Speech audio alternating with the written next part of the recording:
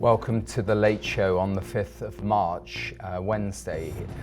Very dramatic events are happening in Eastern Europe, so we've called this Late Show the Eastern Front. And we have in the studio a very special guest, David Hathaway. I don't think there's anyone with more experience of that part of the world in Ukraine and Russia.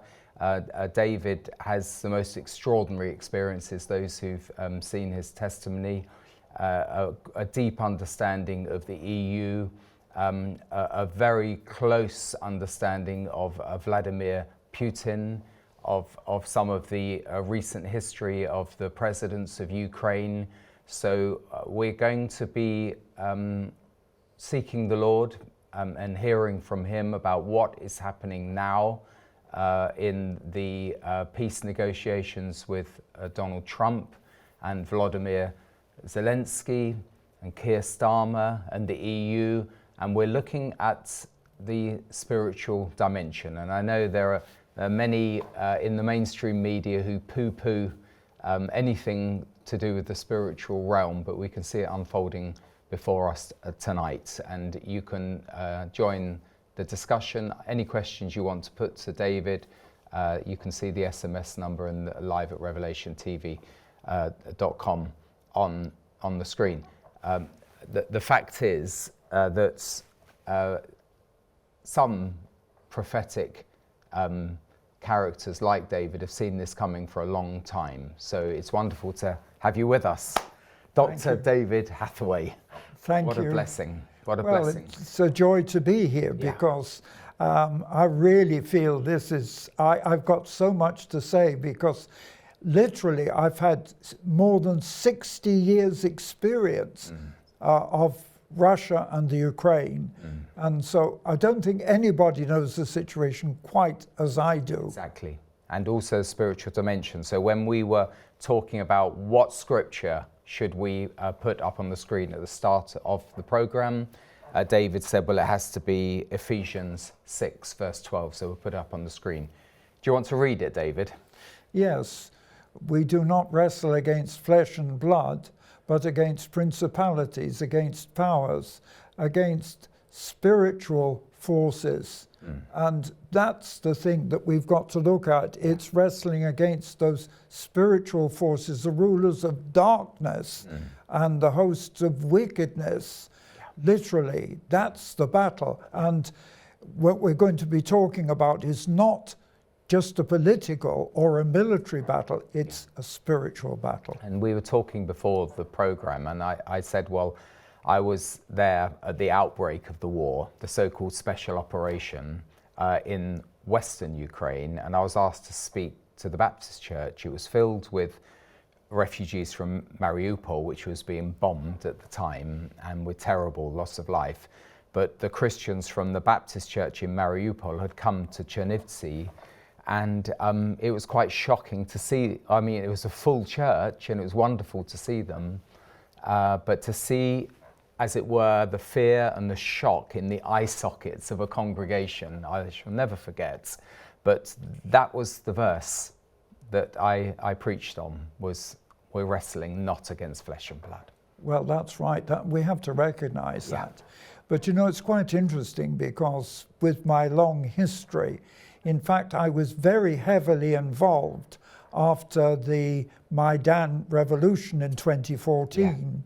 And I was actually I was in the Ukraine all through that time. Just explain the Maidan revolution, because a lot of people, we're going back to 2014 now, which triggered, some would say, Putin's invasion of the Crimea, the other special operation. But just tell folk about what happened at the Maidan revolution. Well, at the Maidan, it was the people rose up against the president who... Lukashenko. Yes. Yeah. Who, I mean, he was a thief. I mean, I've seen what he owned. He owned almost like an island. He had his cars, his ships and everything. I've flown over it in a helicopter.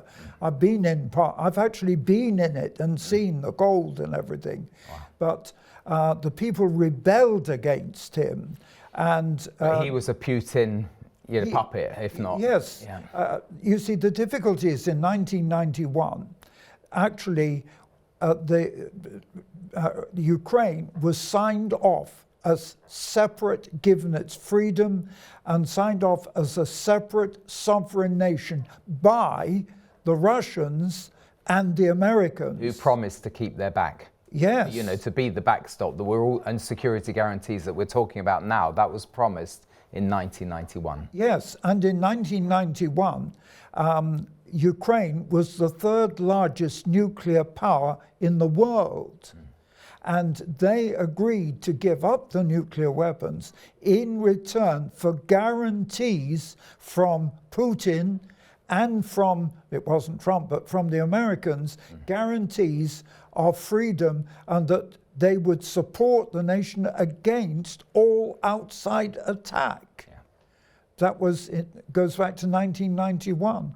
But of course, you see, these agreements are worthless. How foolish, in one sense, Yes, for Ukraine to rely on that. Yes, but you were talking about Maidan. So actually, what happened was, although Ukraine was a sovereign nation, it still had, as its president, a puppet who was just Russian. Yeah. And they got so sick of it, they wanted complete freedom. It's not so much joining the EU, it was actually freedom from Soviet control. Yeah. Because people don't realize, but there was, under Stalin, a massive hunger, Homodor, or something they called it, where almost, I think it was more than a third of the population of the Ukraine were killed by hunger, starvation. And these things, it was 4 or 5 million or more. Yes, yes. And so these things are in their mind, and they wanted to break free from that, and that past that persecution. And so in 2014, there was a rebellion which spread onto the street, and it went on for weeks and got bigger and bigger and bigger until eventually it overthrew the government. Yeah. And Yanukovych was out, and he was replaced, first of all, by Yulia Tymoshenko. And by the way, I know her, I'm quite friendly with her. She comes in my prayer meetings. And then after that, Poroshenko. Poroshenko, that's right. Yeah. And I also knew Yanukovych, what was her name, the lady? Yulia Tymoshenko. Tymoshenko, then Poroshenko. And then was Zelensky next, or was there was one other guy, wasn't there, that was poisoned? Yes, yes. But then, fortunately, just before the war started, Zelensky was elected. Yeah. But I mean, he's a comedian. That's right. But to me, it was God's provision. Without Zelensky, they would never have resisted. Yeah. And in fact, it was after 2014, I was there, I saw this happening, that Putin actually was so annoyed and so upset because his puppet was thrown out. That's why he invaded. Yeah. And he invaded, first of all, he took Crimea, and that was by stealth, because it was the little green men in these fancy uniforms, not Russian uniforms, that took it without fighting, just came in and took absolute control. Then, of course, they invaded in the Donbass. That's right. And so we've called this the Eastern Front, and we have a map of what's happening today, and it's just, it seems like it's never ending. I don't know whether we can put that, the map of the Donbass, but if you just talk about it there, David, that basically, the war started to the east of where all those missiles are being fired now. Yes. And they've slowly gained up to 20% of Ukrainian territory. Well, now, yes, but in 2014, the war went on from 2014 to 2022. That's 8 years. And I was on the front line. I was there, I was under shell fire. I was riding on the tanks. I could tell you some incredible stories about preaching on the front line. Amazing. and meeting the military on the Ukrainian side, meeting the Ukrainian military commander and saying, look, you need God's help, can I pray and talk to your men? Yes, they need God. And there are a lot of Christians. We're often praying for the Christians of Ukraine.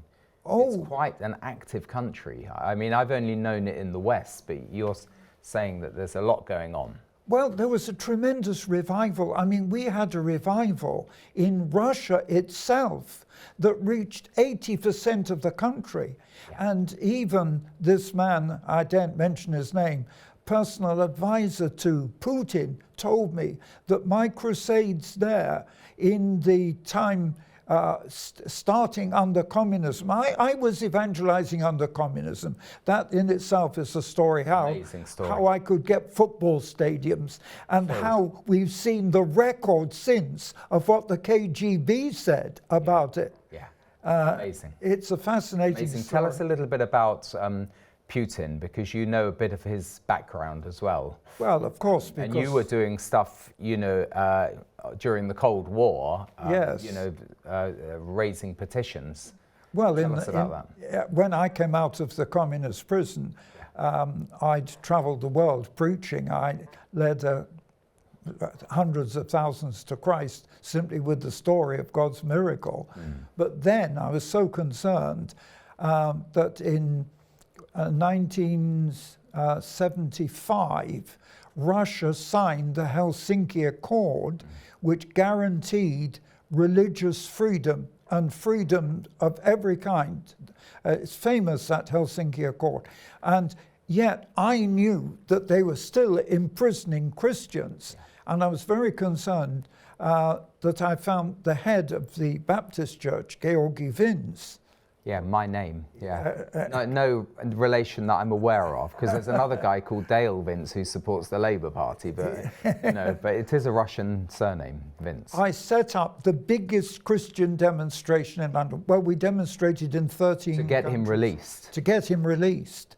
And we so embarrassed them because we took a 600,000 signature petition from a big demonstration in Hyde Park, took it to the Russian embassy.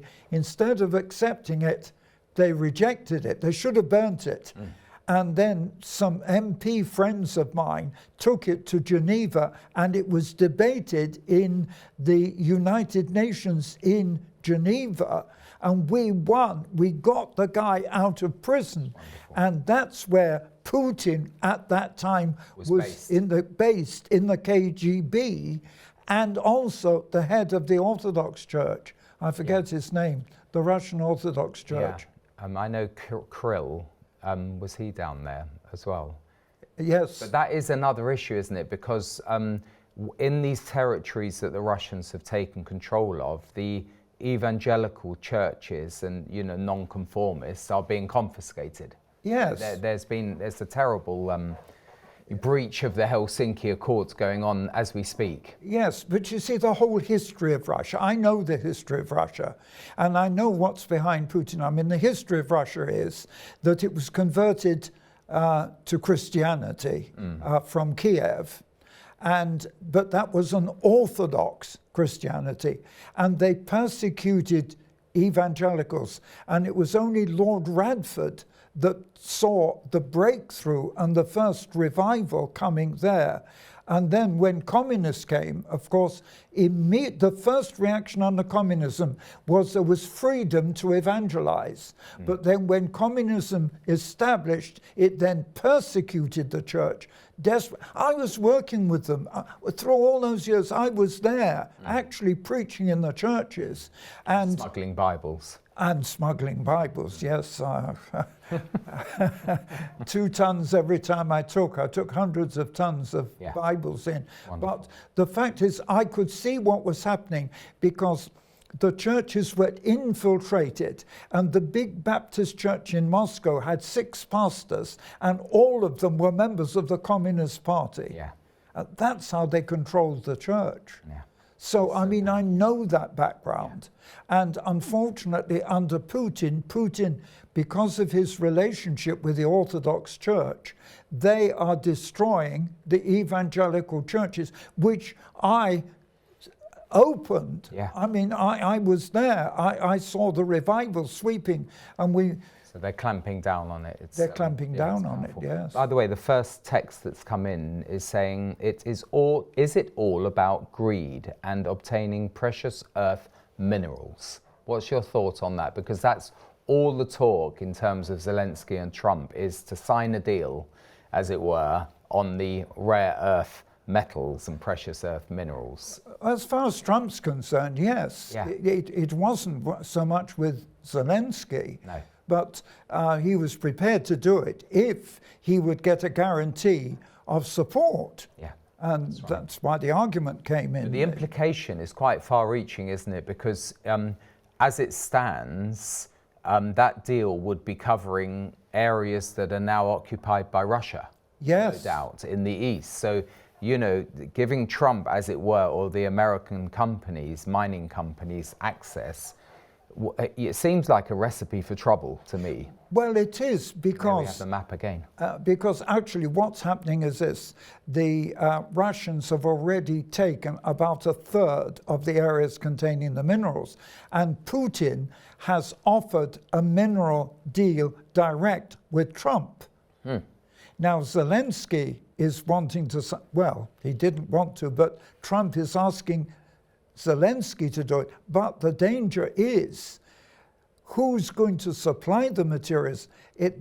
This is why America will not send troops in or promise to support Zelensky, because Trump knows if Putin takes a larger piece of the territory, he can get the minerals from Putin.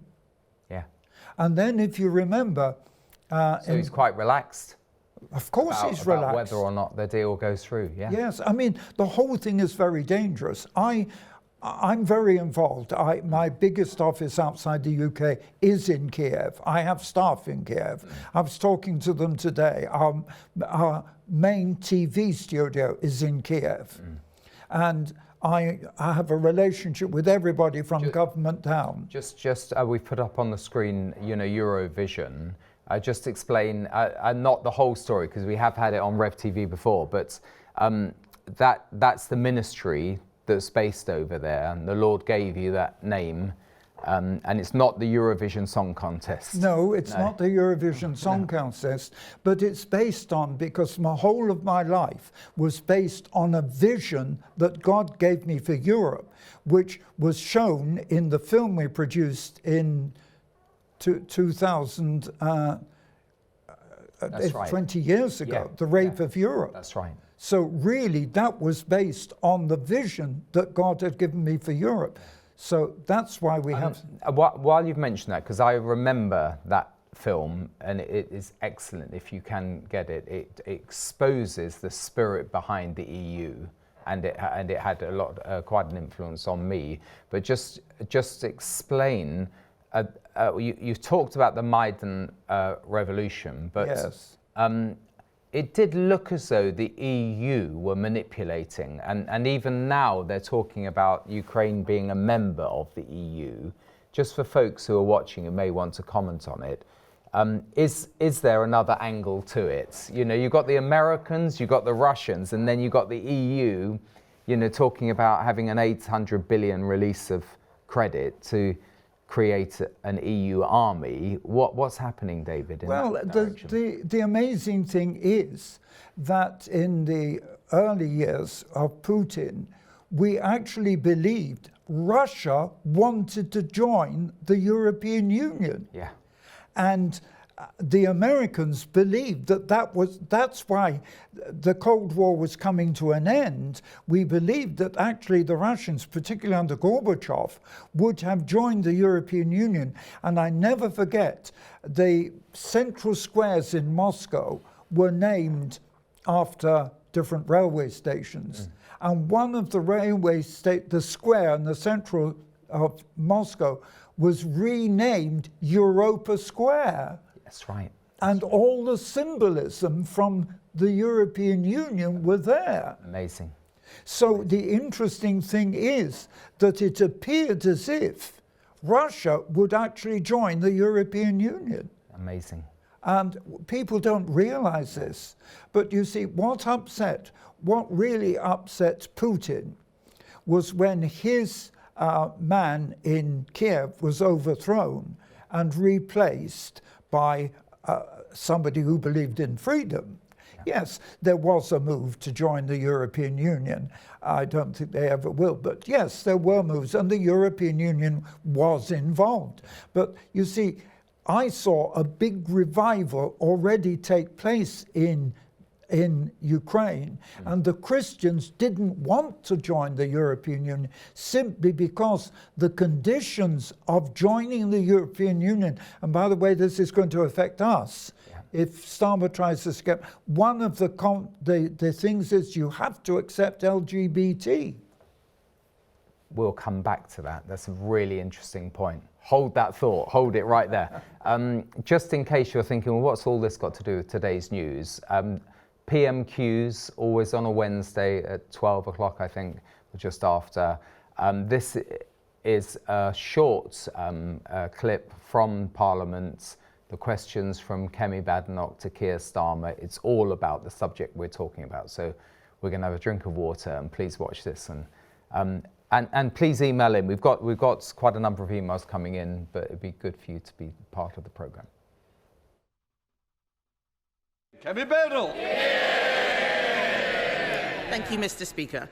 Divisions between Ukraine and the US only serve Vladimir Putin. President Zelensky is right to try and rebuild his relationship with President Trump. He is keeping a cool head under very difficult circumstances, and I was glad to see President Trump receive his letter positively. What is the Prime Minister doing to help rebuild their relationship after a challenging week? Minister. Well, she's absolutely right that we need to do everything we can to ensure that the US, Europe and Ukraine are working together on lasting peace. And I'm doing everything I can to play my part in that, in regular contact with all of the key players at the moment, including talking to President Zelensky yesterday afternoon. Mr. Speaker, I thank the Prime Minister for that answer. All of us in this House know that the British Armed Forces are a huge source of pride to our country. They put themselves in harm's way to defend our values. As the opposition, we support efforts to resolve this conflict, but we cannot write a blank cheque. If British peacekeeping troops in Ukraine were attacked, whether directly or via proxies, we could be drawn into conflict with Russia. Can the Prime Minister reassure all those who are concerned about the UK being drawn into war? Minister. Yes, that's the last thing anybody wants to see.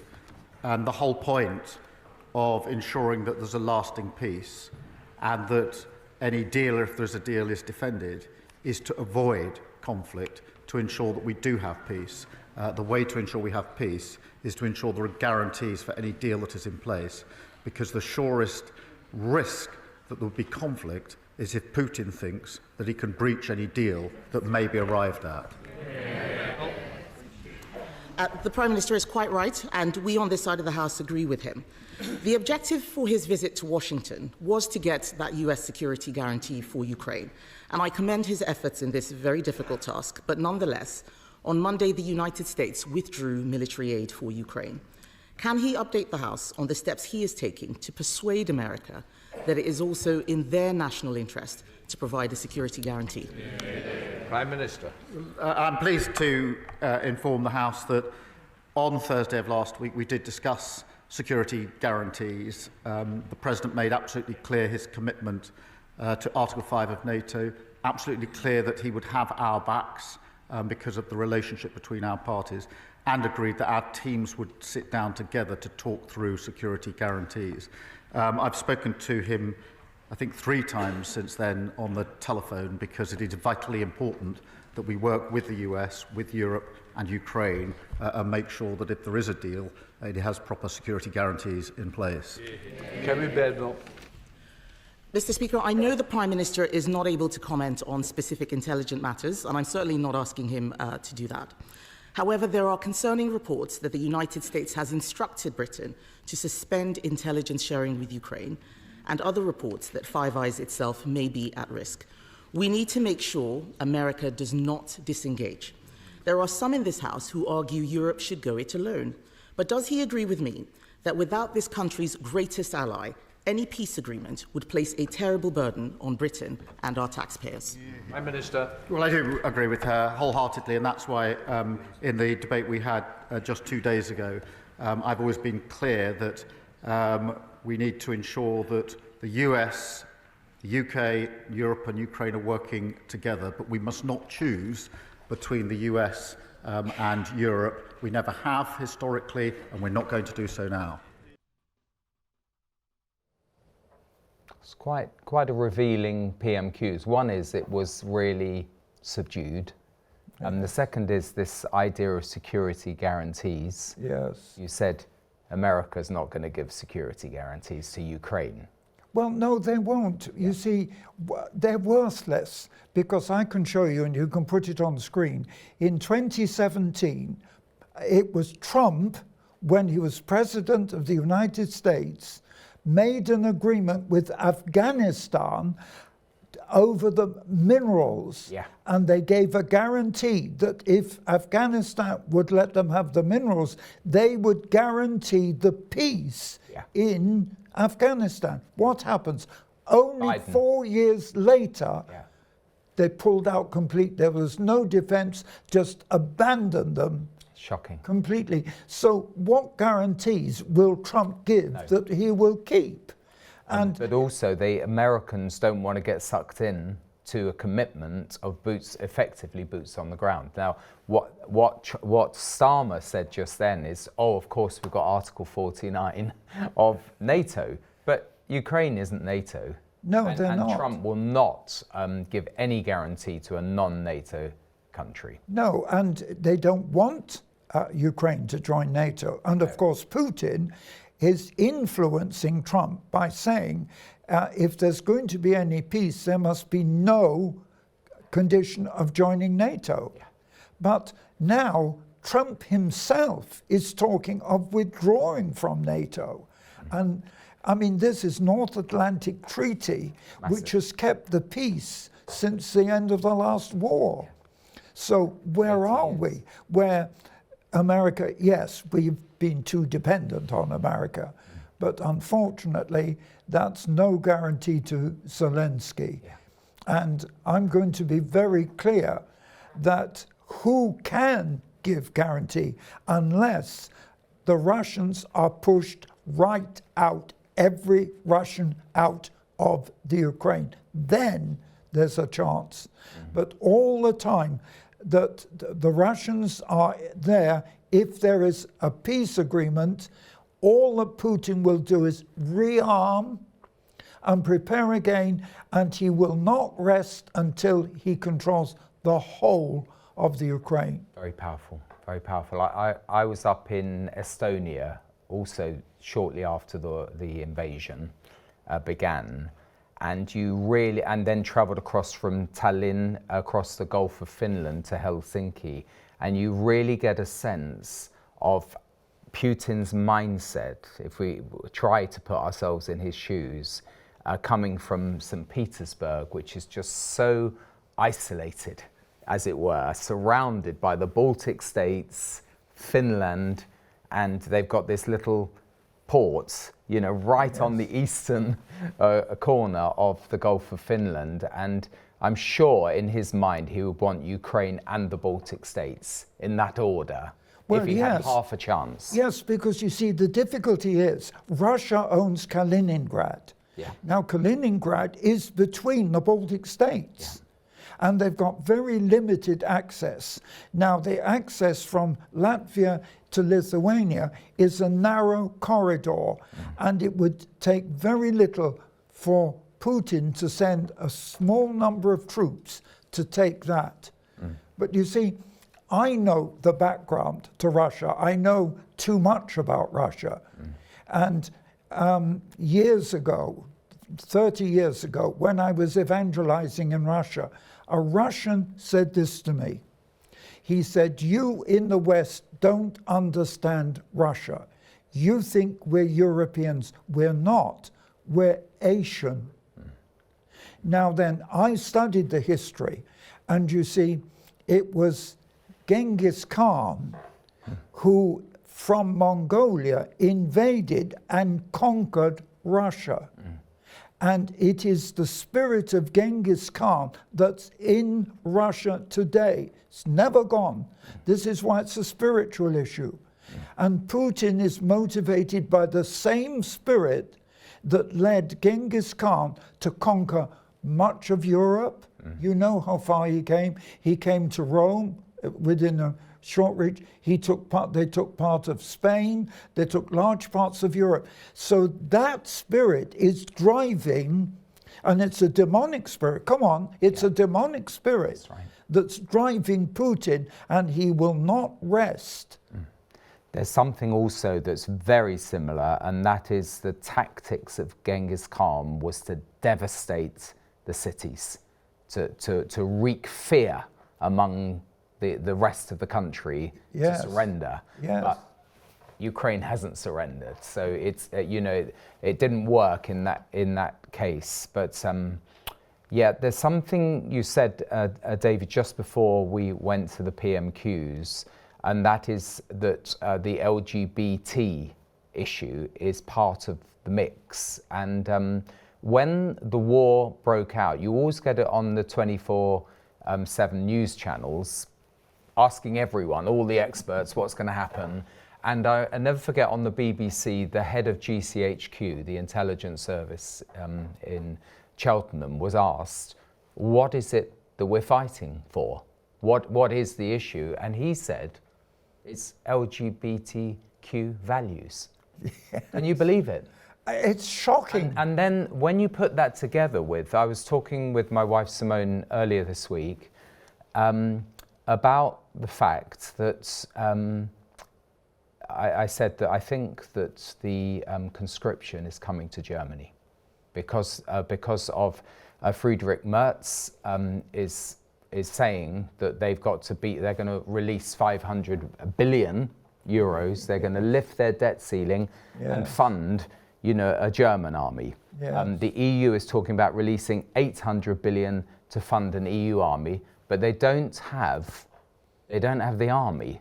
So where are they going to get it from? And there's something called the Wehrpflicht in Germany, which means conscription. Yes. And I said, I think it's going to come. And now today in the Tagesschau, in the German news, TV news, they're saying that that's a major point of discussion now about conscription. So it really is right on our doorstep now, the potential the British troops, French troops, German troops could be in Ukraine. Well, I think it's inevitable if we're going to keep the peace there. But you see, what I'm looking at, I look at this very much. You've just said that Putin is just going to rearm. Yes. So how do you keep the peace against, the Mongolian hordes? You know what I mean? Well, that is the problem. Yeah. And at the moment, I don't see that America, it wants to get involved in Europe. They're saying that. Yeah. They're blaming us that we've depended too long on America, which is true. And there's one simple thing I'll say about America. Most of the countries in the world you can trace in some way into Scripture. The one country, and I've challenged American preachers on this, the one country you cannot find any reference to Scripture is America. That's true. I wonder what the future of America is. I would question the future of America, but that's not the issue we're dealing with. But let's come back to this issue of Putin. You see, why did he, in 2014, launch an attack?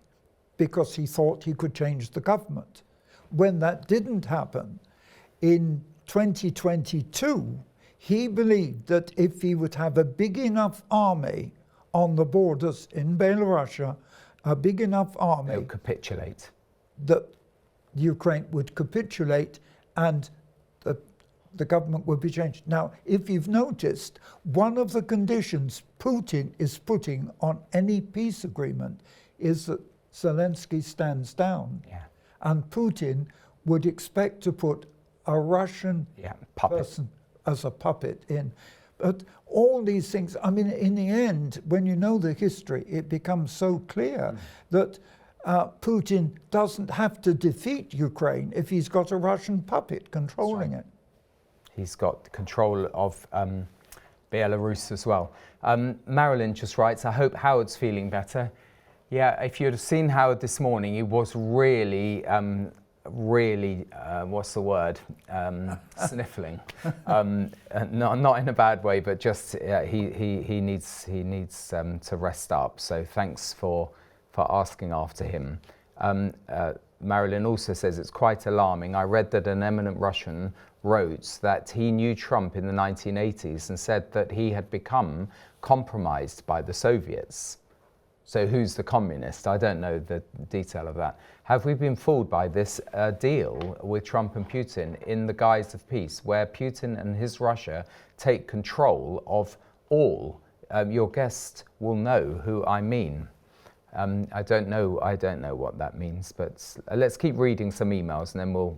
Well, I can answer on that Okay, one. go for it, yeah. I mean, I know there is a very strong report that there was some business agreements between Trump and Putin, and our intelligence agencies are investigating right now the fact that it's suggested that Putin has some information on Trump which he's blackmailing him, that Putin is virtually blackmailing Trump because of something in the past.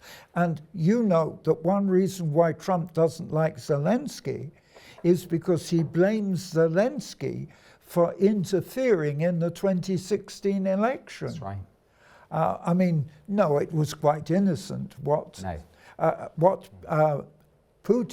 Trump was trying to do. He was quite a new president then, wasn't he? Yes, he was. Zelensky. So it wasn't like he was some old fox, knowing how to manipulate Trump. No, but the problem was that it was Biden, and Biden's son was involved in some illegal transactions in Ukraine. In the billions. Yes, and what Trump wanted was for Zelensky to prosecute from that side. And Zelensky didn't want to get involved. He didn't have the evidence.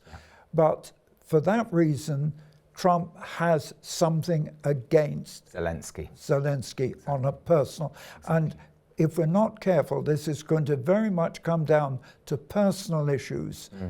A very dangerous relationship between Trump and Putin, and that's very dangerous.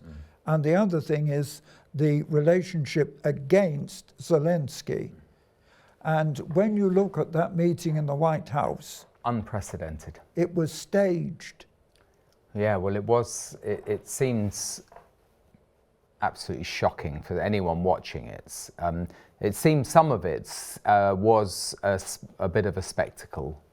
But I don't know whether it was premeditated. I'm not sure but you think it could have been.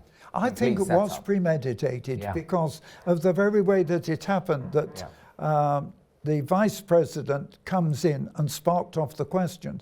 But you see, I know Zelensky, I know the government, and I'm very friendly with them at government level in Ukraine. And I do know that what Zelensky was saying was, if he's going to allow the Americans to have the minerals, he wants some guarantee of security in the nation.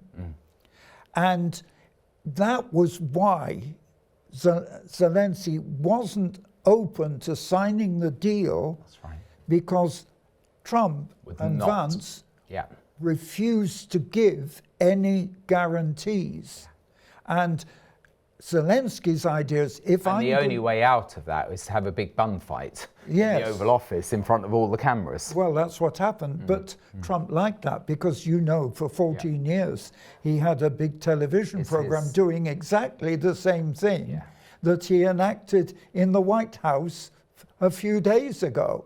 Just exactly the same as the TV programs. And the way he manages the media is amazing, because no other president, certainly not Biden, would be so exposed to all of the the US media, popping their questions in. It takes something to field all those questions. Yes, but the other thing is this: you've got to look at the character of Trump. Yeah. And I've read the psychologist's reports on his character. Now, they actually showed how different people before interviews tried to change Trump's attitude to answer the questions. He never listens to anybody. Whatever argument he's in, he wasn't listening to Zelensky. He doesn't listen to anybody. Fox News tried 7 times. They tried. I've seen the program. Tried to say to Trump, look, you need to answer the questions. He completely ignored them, carried straight on. Even the question came up about Christians. You remember Trump said in the election period, Christians, vote for me, because if you vote for me, you'll never have to vote again. Yeah. You remember that? Yeah, I think I do. Well, the Fox News questioned him and said, why did you say that? Are you saying that you're going to be the last president? I did notice something overnight. I mentioned it to you just before the program. Trump spoke to both houses of Congress, 2:00 UK time. And he said that this is going to be a comeback like has never been seen before and will never be seen again. And I thought of Matthew 24. It was that kind of statement. Well, it is.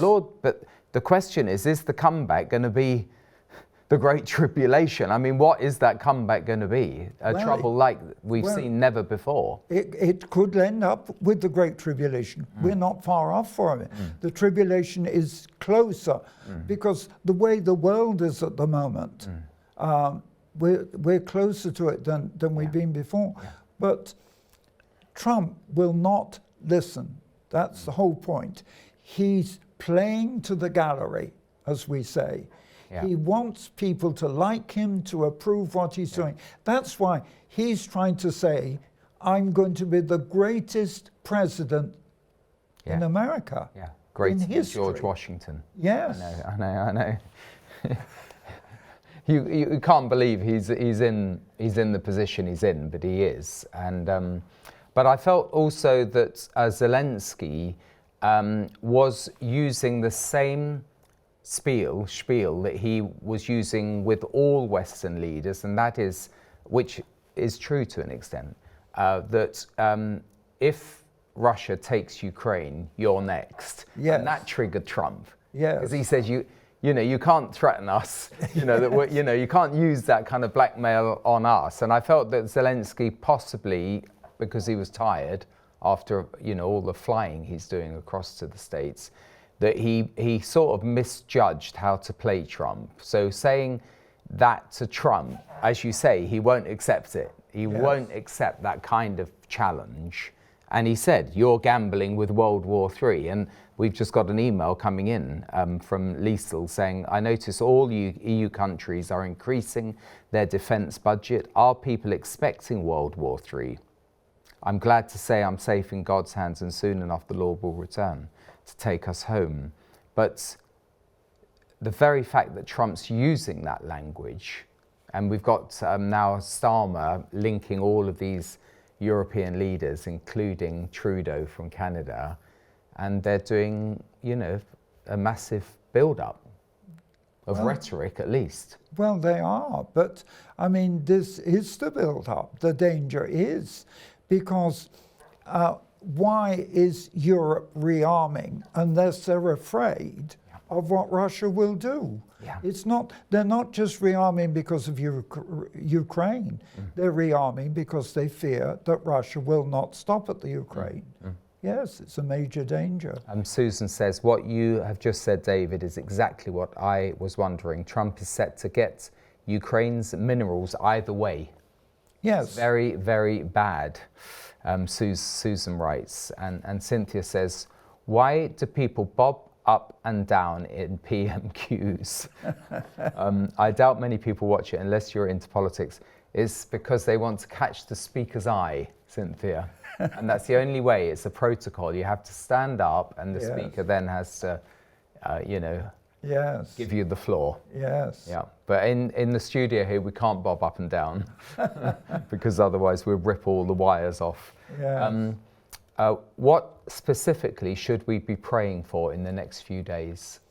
Well, I know how I'm praying. You see, after 2014, I realized that we needed to get united prayer in Ukraine. I tried and I failed.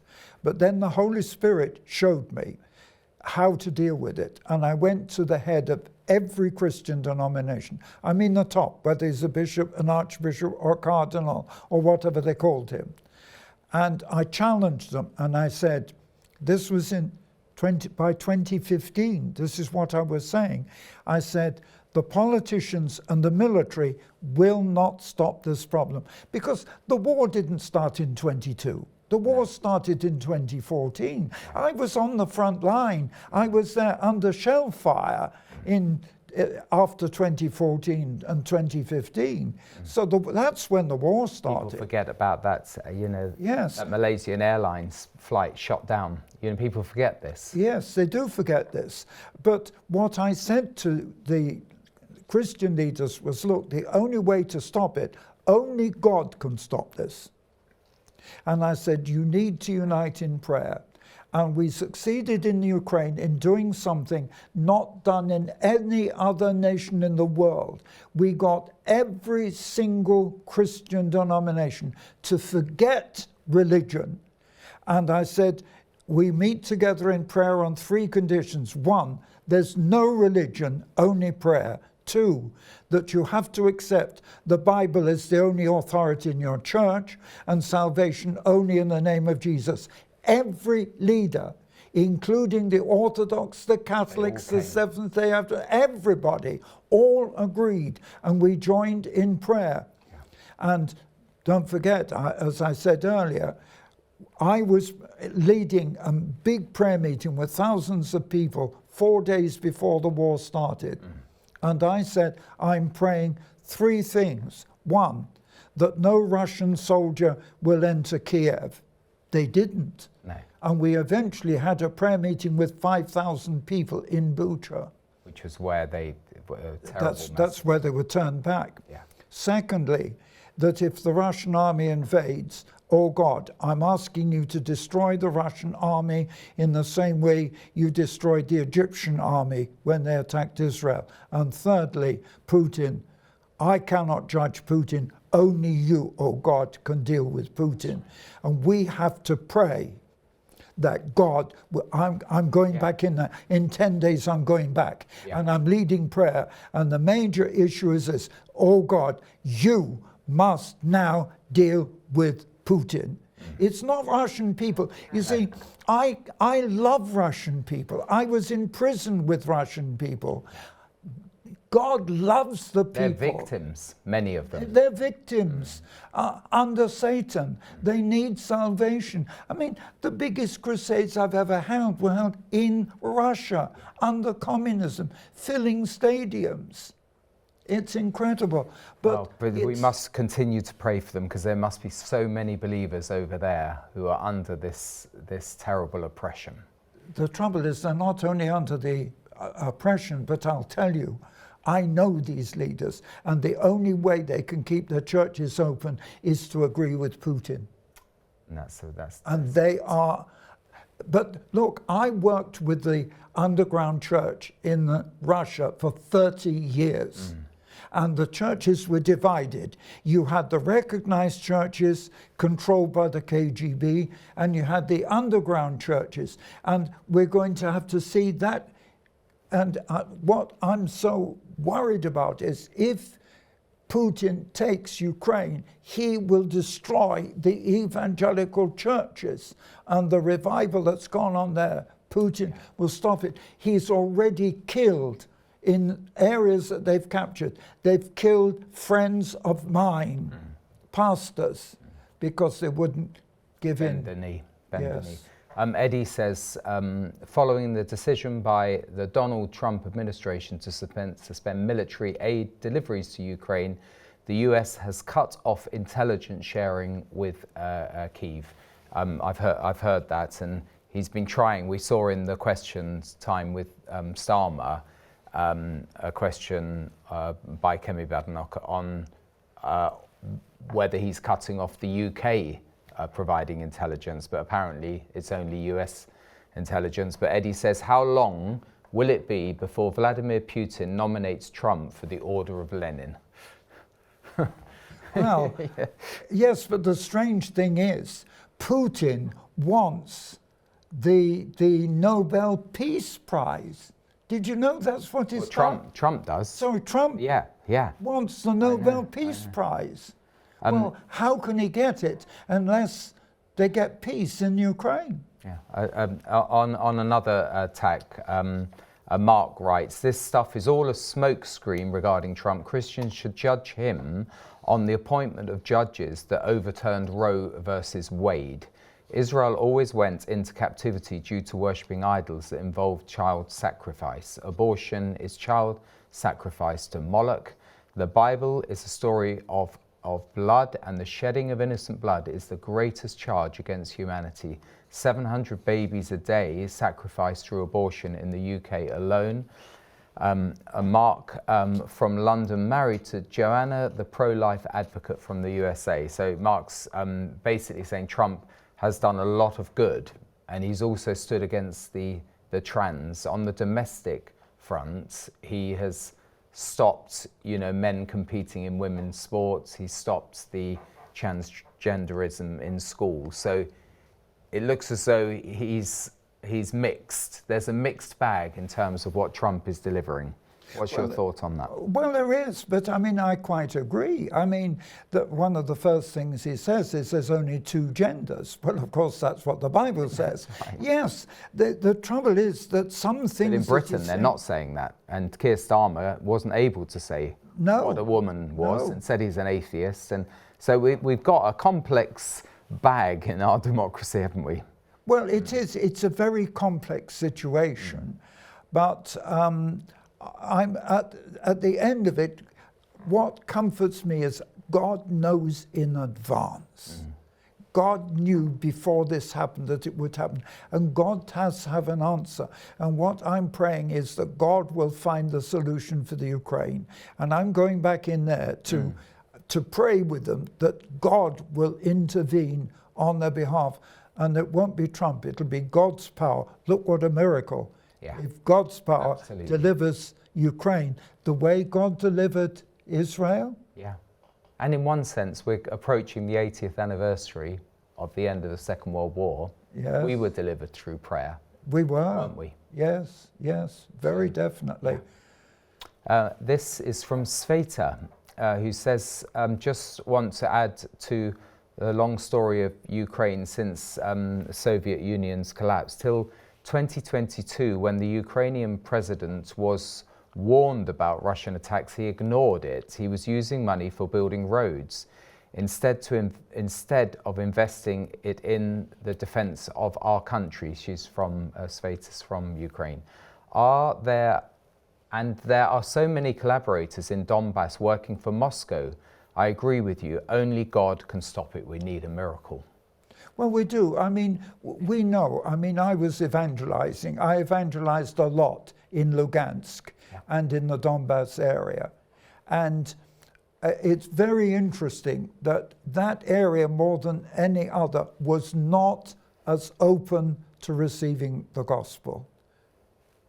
I know there was a different spirit there. Yeah. That's interesting. Just the same as, it's very interesting, Germany. You know that East Germany, which was under the Soviet occupation, had a totally different spirit, and there still has a different spirit. Yes, against the gospel. It's very, very interesting. It is sad to see the churches. I'm quite familiar with Eastern Germany, and there is a real challenge there. Part of it is the Kirchen tax. Yes. That you're forced to pay a big chunk of money to the church if you say you're a Christian. Yes. So they're almost immune from saying it. But, Yes. this is from Elijah, no less. Can you please talk on the fact that the USA under Trump is Babylon, and he is due to his recent policy towards the UK? He will allow the beast to rise in Europe and destroy America. That's an interesting one. Well, I'm not. Because Europe, I think, will increase in power from what's yes. happening now. Yes, but America is But not. so will Russia. Yes, but America is not Babylon. No. Europe is Babylon, Yes. and I proved that with my film, and That's right, proved I it know. indisputably. Yeah. Just explain that, but we've got very few minutes left. But you went into these EU institutions, and what did you see? Well, I was shocked to find out that in the year 2000, the European Parliament in Strasbourg was built in the image of the Tower of Babel, based on Bruegel's painting, literally. And we filmed it, and people were shocked. Why did they use the Tower of Babel as a symbol of the EU when the Tower of Babel in the Old Testament was rebellion against God? Yeah. So, and this void that you found in the building itself, just tell us about that. That was over the place where there was the massacre of the Jews. I could never understand when we were filming there, and it wasn't fully open when we were there. Yeah. So we walked in and we found in the circle of the building, it's a hollow shell, you know, it's a circle, empty in the middle. There was an opening in the wall wide enough to go through. This is the building here. Yes. Yeah. And yeah, but there's an opening in the wall which led directly to the place where there was a massacre of the Jews. So there's an extra significance in it. Yeah. But I mean, it's the Tower of Babel. And I mean, we all know the Tower of Babel, God had to destroy it. That's right. And but they're trying to rebuild it. Yes, openly. But I can tell you, this is prophetic, but I'll tell you it's fact. Based on the film, but based on the Bible, God will destroy the European Union when he comes, because the feet are smashed by the stone not made with hands. That's Christ, when he comes, smashes the European Union. Bless you, David, and please we got that in. We wrestle not against flesh and blood, yes, but against principalities, against powers, against the rulers of the darkness of this age, against spiritual hosts of wickedness in the heavenly places. So we need your prayers. Thank you so much, David Hathaway, and God bless you all, and sleep well.